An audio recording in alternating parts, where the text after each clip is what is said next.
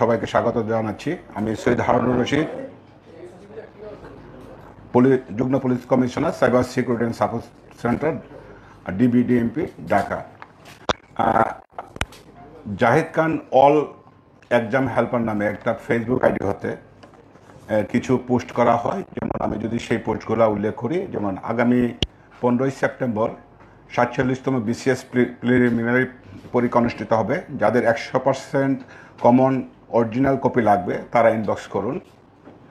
এটিও নিয়োগ পরীক্ষায় কারো হেল্প লাগলে ইনবক্স করুন। প্রাথমিক শিক্ষা অধিদপ্তরের সহকারী উপজেলা থানা শিক্ষা অফিসার এটিও পদের এমসিকিউ পরীক্ষায় সময়সূচি প্রকাশ।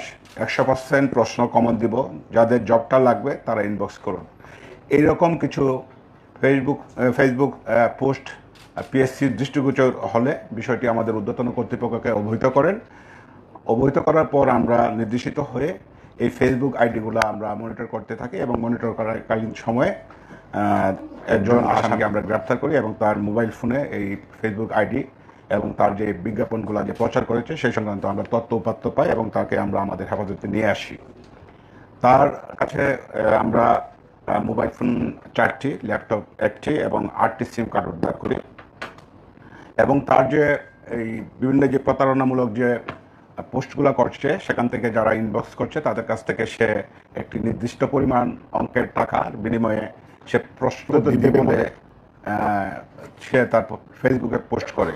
কিন্তু পরবর্তীতে দেখা যাচ্ছে সে ওই প্রতারক চক্র ওদের কাছ থেকে যারা প্রশ্নপত্র নিতে চায় তাদের কাছ থেকে টাকা নিয়ে তাদেরকে ব্লক করে দিচ্ছে। এই বিষয়ে আমরা পিএসসি কর্তৃক নির্দেশিত হওয়ার পর পিএসসি কর্তৃপক্ষ অলরেডি আমাদের সাথে যোগাযোগ করেছেন এবং তারা বাদী হয়ে একটি মামলা করবেন। মামলাটি প্রক্রিয়াধীন আছে। আমরা এই চক্রের সাথে আরও কেউ জড়িত আছে কিনা সে বিষয়টি আমরা খতিয়ে দেখছি। যদি আরও কেউ জড়িত থাকে তাহলে আমরা তাদেরকে আইনের আওতায় নিয়ে আসব। এখন পর্যন্ত যে আমাদের কাছে যে তথ্য বা আসামিকে জিজ্ঞাসাবাদ করে আমরা যেটি পেয়েছি সে মূলত একটা প্রতারক চক্রের সদস্য। কোনো প্রশ্নপত্র পাশ করা বা অন্য কোনো বিষয়ের সাথে তার সংশ্লিষ্টতা এখন পর্যন্ত পাওয়া যায়নি। আমরা বিষয়টি খতিয়ে দেখব। Thank you. এই পর্যন্ত আমরা তার যে বিকাশ বা নগদের যে স্টেটমেন্ট এটাতে প্রায় 2 লক্ষ টাকার মতো তার লেনদেন তথ্য পাওয়া যাচ্ছে। আরও তার কোনো ধরনের বিকাশ অ্যাকাউন্ট বা অন্যান্য কিছু আছে কিনা সে বিষয়গুলো আমরা তদন্ত করে পরে বলা যাবে। সে তার যে বিজ্ঞাপনটা যে আপনাকে বলি, সে আগামী 19 সেপ্টেম্বর 47তম বিসিএস প্রিলিমিনারি পরীক্ষা অনুষ্ঠিত হবে। যাদের 100% কমন অরিজিনাল কপি লাগবে, সেটা সাজেশন না প্রশ্নপত্র সেটার কোনো উল্লেখ নাই। মূলত আমরা যা মনে করছি সেটা হচ্ছে একটা প্রতারণার একটা নতুন একটা পদ্ধতি বলা যাবে। সেটা ভুক্তভোগীরা কোনো ধরনের অভিযোগ করেছে কিনা বা যাদের কাছ থেকে টাকা নিয়েছে এরকম কারোর সাথে আপনারা যোগাযোগ? না, ভুক্তভোগীদের কাছ থেকে আমরা কোনো ধরনের অভিযোগ পাই নাই। বিষয়টা আমাদেরকে পিএসসি জানালে আমরা সেই বিষয়টা তদন্ত করে তাদেরকে আইডেন্টিফাই করি। পিএসসি তো কোনোভাবেই ক্ষতিগ্রস্ত পক্ষ নয়।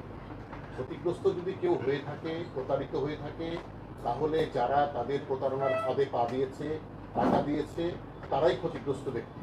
তাহলে তারা মামলা না করে পিএসসি মামলা করবে না? এখানে বিষয়টা আপনি যেভাবে বলছেন না, পিএসসির একটা সুনাম ক্ষুণ্ণ হচ্ছে, তারাও কিন্তু প্রতারিত, তাদের সুনাম ক্ষুণ্ণ হচ্ছে। তো তারা সংক্ষুব্ধ ব্যক্তি বা প্রতিষ্ঠান হিসেবে তারা মামলা করার অধিকার আছে। পরীক্ষা কিন্তু অনুষ্ঠিত হয়নি, হয় নাই, হবে সামনে। তখন এই পক্ষ প্রশ্নপত্র দিতেও পারত না, পিএসসির কেউ তার সাথে জড়িত থাকে। এই বিষয়টা সাইবার ইউনিট দেখছে। আমরা অবশ্যই দেখব। যদি এর মধ্যে কোনো পক্ষ জড়িত থাকে সেটা আমরা অবশ্যই দেখব। এখন পর্যন্ত কোনো পক্ষের সংশ্লিষ্টতা আমরা পাইনি।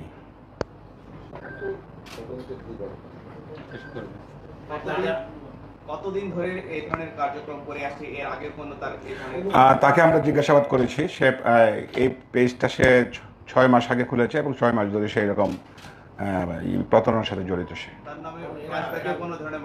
আমরা এখন পর্যন্ত এরকম কোনো তথ্যপত্র পাইনি।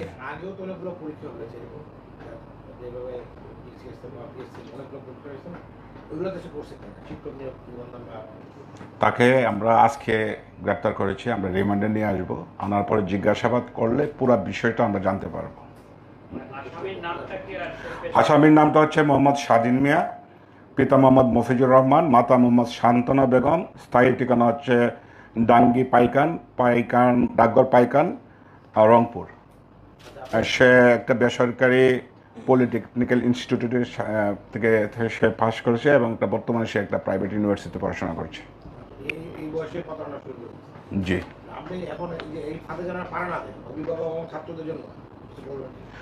না, অবশ্যই আমরা সোশ্যাল মিডিয়া ব্যবহারের ক্ষেত্রে আমাদেরকে সকলকে সচেতন হতে হবে। এই ধরনের চটকদার বিজ্ঞাপনের দিকে আমরা সহজে আকৃষ্ট হব না। আরেকটা বিষয় যেটা আমরা সাইবার ক্রাইম থেকে সর্বদা আমরা লক্ষ্য করছি যে আমরা বিভিন্ন এটিএম কার্ড বা অন্যান্য যে প্রতারণাগুলো হয় বা আপনার ইদানিং যে একটা লক্ষ্য করা যাচ্ছে যে আপনাকে বলা হবে যে সাইবার ক্রাইম ইউনিট থেকে আমরা বলছি আপনি অমুক গ্রুপে কীভাবে অ্যাড হয়েছেন।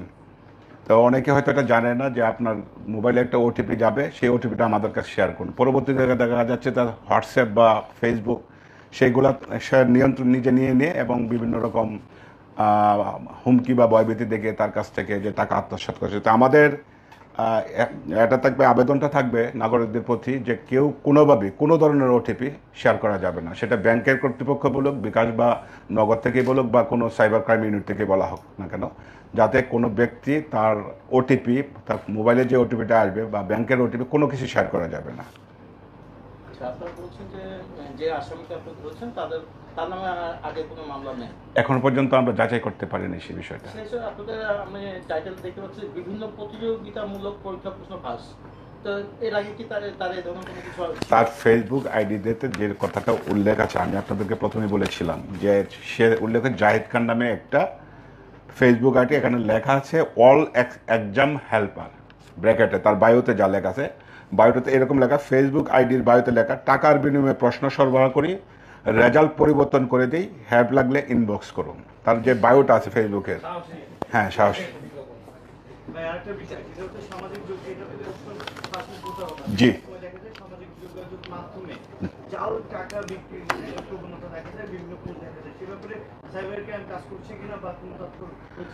আমরা সাইবার রিলেটেড যত ধরনের ক্রাইম আছে সবগুলোর প্রতি আমাদের নজর আছে, যেগুলো আমাদের গোচরীভূত হয় বা কোনো অভিযোগকারী যদি অভিযোগ করে সেগুলো আমরা করছি। থ্যাংক ইউ ভাই, থ্যাংক ইউ।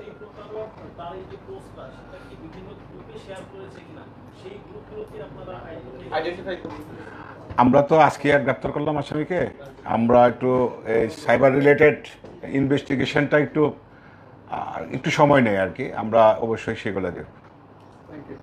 থ্যাংক ইউ ভাই। আপনাদের সবাইকে আন্তরিক ধন্যবাদ।